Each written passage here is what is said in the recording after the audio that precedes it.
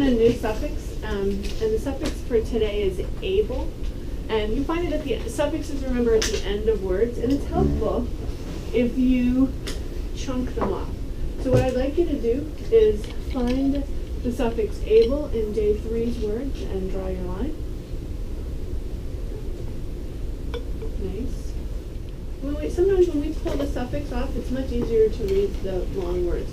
So let's read the base word and then the suffix, and then we'll read them together. Read them with me. Ready?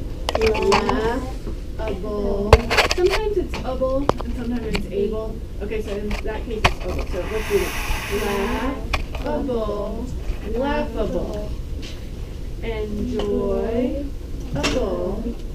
Enjoyable. Suitable. Suitable. Can you get this one? There's 2 syllables in the base word. Go. Valuable. Almost. Able. Do it again. Valuable.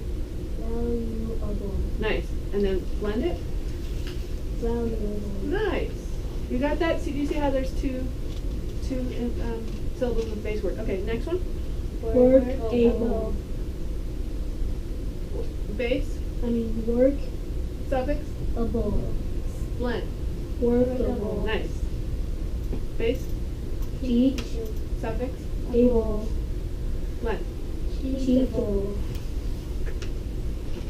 Trainable. Trainable. Nice. Washable. Washable. Wearable. Wearable. Readable. Readable. Okay, now can you read those without breaking them apart? What's the first word? Workable. Oh, sorry. This. Go back up to the first one. Laughable. Let's read them together. Ready? Go. Laughable. Enjoyable. Suitable.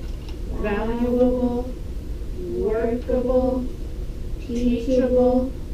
Trainable. Washable. Wearable. And readable. Good. So when you're spelling and you hear that able, what do you have to remember about that first vowel and the suffix? Yeah, and it sounds like a U. But now that you know what it means, it's easy to do it. Okay, I was thinking about you. We have a pretty cool book to read today about birds. I'll take these. Do you like birds? Good. And I was thinking that there were a couple words that might help us at the beginning. What's this? What's this?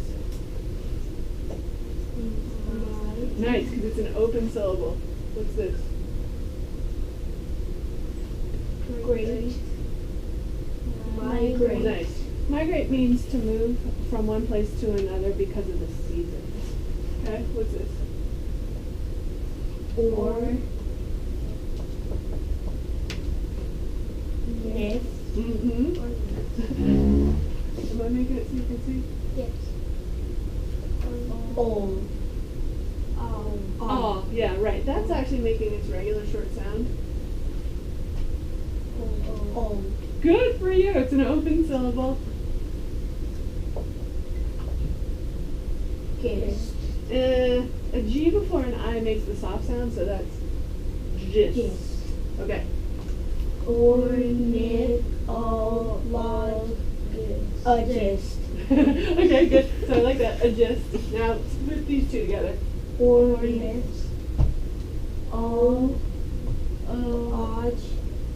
A gist. Ornithologist. Let's do it. Ornithologist. Okay, an ornithologist is a person who studies birds. It's a type of scientist. When you see this word, you're going to be afraid of it. No way. No!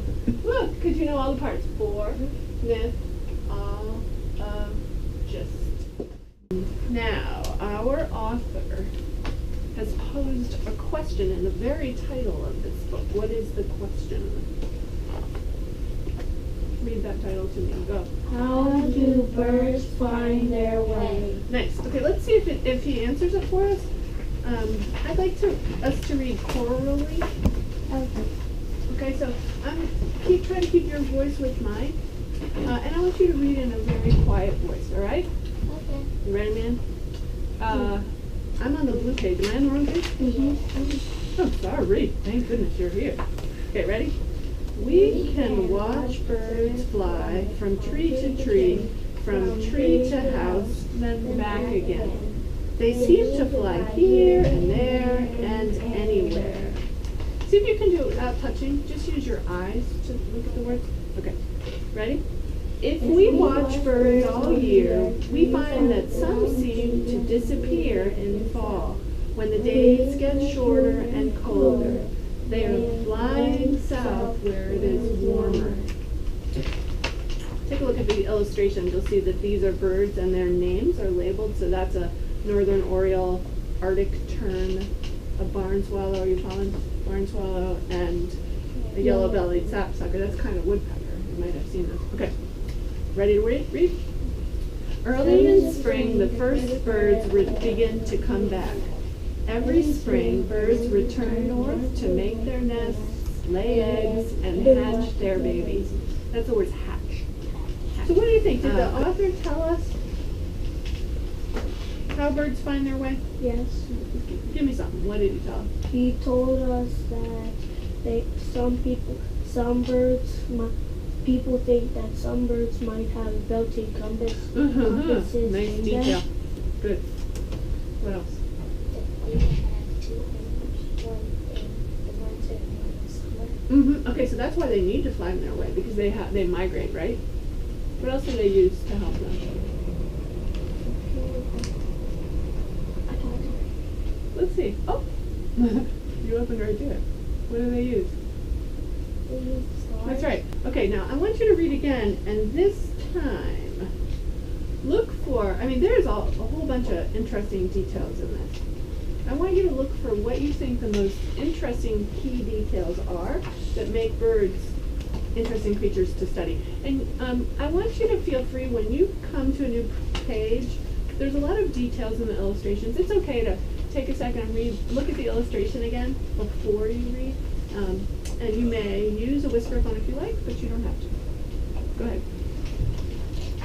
So looking for cool details that make birds interesting. And I'd like you to read in just a little quiet voice so that I could hear you. A little bit louder. I can hear you. I know that you're doing a lovely job reading, by the way. And you haven't read all the pages again. Did you find any interesting facts about birds that made them really interesting to you? What do you think?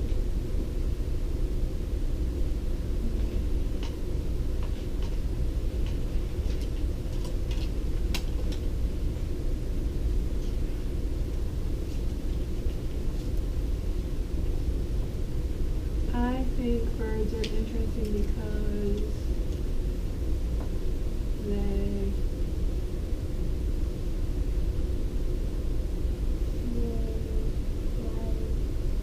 really far. I found that extremely interesting myself. What you got? I felt birds were interesting because they use the Earth's magnetic pole to find where to fly south and north. Unbelievable, right? What?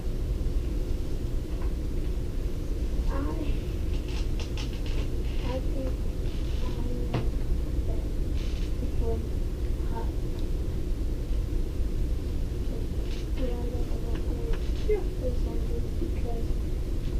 Because hummingbirds can fly over water.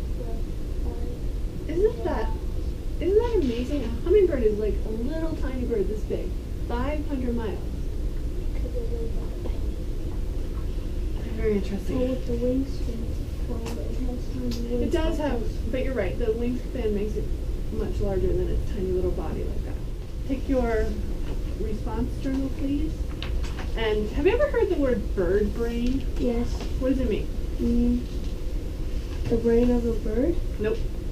It's figurative language, which means it's not actually the brain of a bird. It means something different.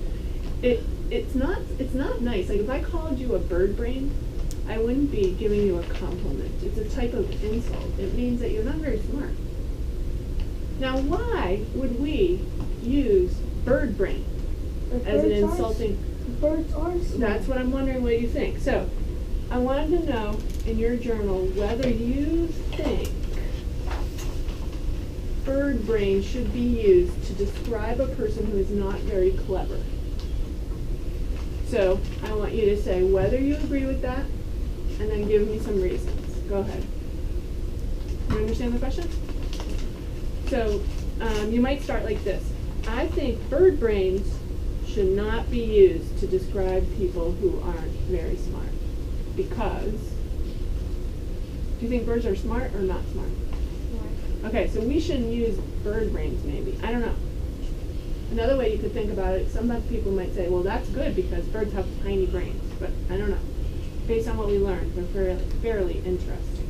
Okay, so do you think bird brain should be used as an insult for people who aren't very smart? And give me some reasons.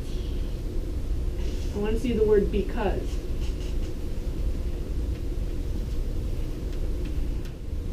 Tell me one reason you gave. What was one of your reasons? Did you think that it should be a bird brain? You should call people bird brain? Yeah. Okay, why not? Give me one reason. Isn't that incredible? I agree with you. One reason, sir? I just think because you might think that when birds do other things, but when it's cold and warm, they know they get prepared.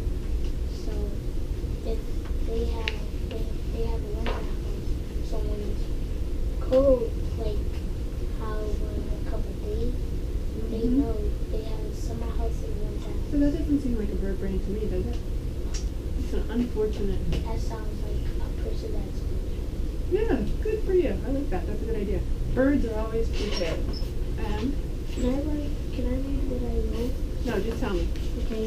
They use the sun and stars as a guide for which direction they fly. Isn't that amazing? So quite interesting animals, don't you think?